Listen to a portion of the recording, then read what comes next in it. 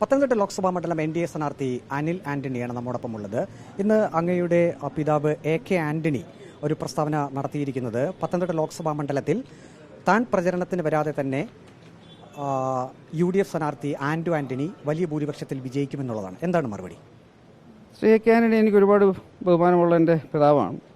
പക്ഷേ അദ്ദേഹത്തിൻ്റെ സ്റ്റേറ്റ്മെൻറ്റ് കണ്ടപ്പോൾ ഇന്ന് ഓവറോൾ കോൺഗ്രസ് പാർട്ടിയുടെ സിറ്റുവേഷനെ കുറിച്ച് എനിക്ക് വളരെ സഹതാപമാണ് തോന്നിയത്. ഇവിടെ നിൽക്കുന്ന ഈ സ്ഥാനാർത്ഥി ശ്രീ ആന്റണി, അദ്ദേഹം ഇവിടെ 15 വർഷമായി MP ആണ്.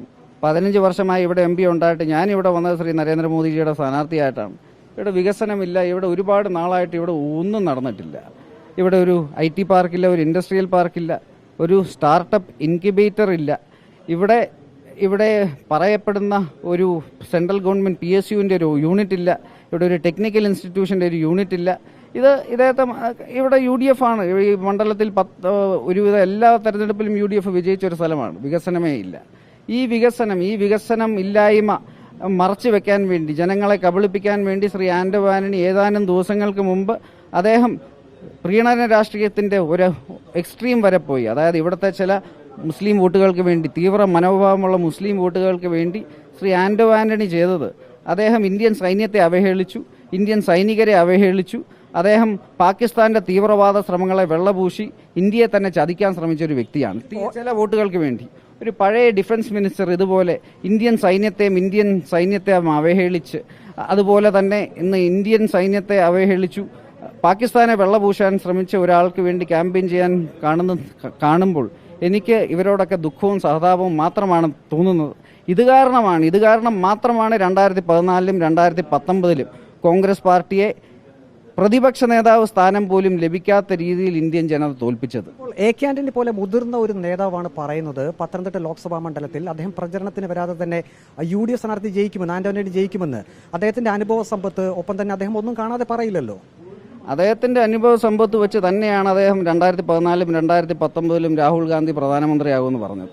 പക്ഷേ രാഹുൽ ഗാന്ധി ഇന്ത്യൻ ജനത പ്രതിപക്ഷ നേതാവ് സ്ഥാനം പോലും ഇല്ലാത്ത രീതിയിൽ ഈ പാർട്ടിയെ തോൽപ്പിച്ചു. 2024-ലും അത് തന്നെയാണ് സംഭവിക്കാൻ പോകുന്നത്. ഇന്ത്യൻ ജനത ശ്രീ രാഹുൽ ഗാന്ധി നയിക്കുന്ന കോൺഗ്രസ് പാർട്ടിയെ ചവറ്റുകൊട്ടയിലേക്ക് എറിയും. ഇപ്രാവശ്യം അവരുടെ രാഷ്ട്രീയ പ്രസക്തി തന്നെ ഇല്ലാതാകാൻ പോവുകയാണ്. ഇത് രാജ്യവിരുദ്ധമായ ഒരു പാർട്ടിയാണ്.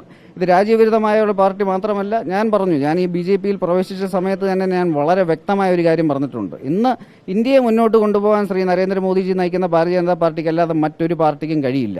ഇന്ന് രാഷ്ട്രത്തിന് വേണ്ടിയും ദേശീയതയ്ക്ക് വേണ്ടിയും പ്രവർത്തിക്കുന്ന ഒരേ ഒരു പാർട്ടി ഭാരതീയ ജനതാ പാർട്ടിയാണ്. ഏതൊരു രാഷ്ട്രീയ പാർട്ടിയാണെങ്കിലും ആ പാർട്ടിയുടെ എക്സിസ്റ്റ് ചെയ്യുന്നത് തന്നെ രാഷ്ട്രത്തിന് വേണ്ടിയും രാജ്യത്തിന് വേണ്ടിയും സേവിക്കാനാണ്. പക്ഷേ ഇന്ന് കോൺഗ്രസ് പാർട്ടി അതല്ല.